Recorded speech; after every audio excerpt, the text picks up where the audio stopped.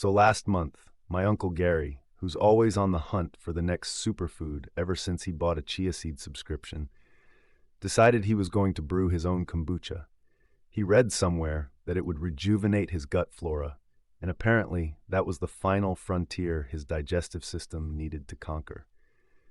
He set up shop in my aunt's kitchen, commandeering an entire counter for a glass jar the size of a toddler, filled with what looked like a science experiment left over from a middle school fair. The instructions were vague, but Uncle Gary insisted he was letting nature do its thing. About a week in, the kitchen started to smell different.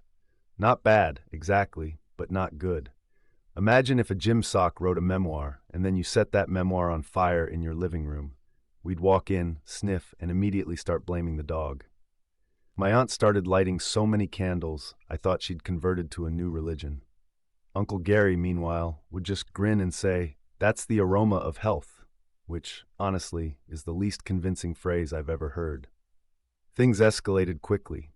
The SCOBY, which, for those not in the know, is basically a sentient pancake of bacteria and yeast, began to grow at an alarming rate. By week 3, it had taken over the jar and looked like it was plotting a coup. We'd catch Uncle Gary whispering encouragements to it, and one night I saw him holding a pep talk with the SCOBY while sipping his first batch. He offered me a glass, which I only accepted because peer pressure is alive and well in my family. I took one sip and immediately understood why kombucha is famous for clearing you out.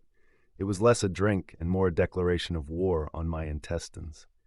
Uncle Gary clapped me on the back and said, "Not bad, right?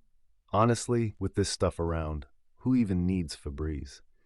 And that's how I learned my uncle's idea of gut health was really just airing out the entire family, one kombucha bomb at a time.